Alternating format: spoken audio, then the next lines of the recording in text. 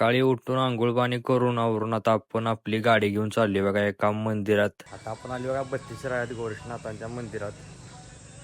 तर इथं आपण दर्शनासाठी आलतो, आज गुरुवार होता म्हणून. तर आता आपण आज जाऊया दर्शन घेऊया मग चला. आता आपण आत मंदिरात आलो बघा.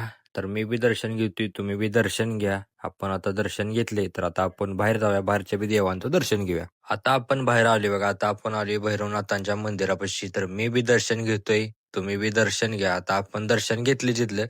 अनेक आपल्याला दर्शन घ्यायला ती म्हणजे गोरक्षींचा इथं गोरक्षनाथांची इथं तपस्या केलेली आहे गोरक्षनाथांनी. आणि इथं गुरुदीक्षा बी दिलेली आहे नाथांनी. त्यामुळे इथं 108 प्रदक्षिणा घातली की आपली मनोकामना पूर्ण होते. यासाठी आपण बी इथं 108 प्रदक्षिणा घालणार आहे.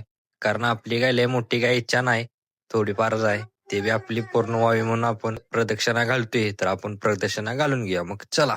प्रदक्षिणा आपण 108 घातल्या ना. आता आपण आलो बघा आपल्या गाडीपाशी. तर आपली गाडी घेऊया ना आपण आता आपल्या घराकडे जाऊया. मग चला जाऊया आपल्या घराकडे. आता आपण आपल्या घरला जाण्यासाठी गाडी घेतली बघा. तर आपल्या दिवसाचा ब्लॉग हा एवढाच आहे बारकासा. कसा वाटतोय ते सांगा तुम्ही कमेंट मध्ये. तर मग आपण भेटूया उद्याच्या ब्लॉग मध्ये.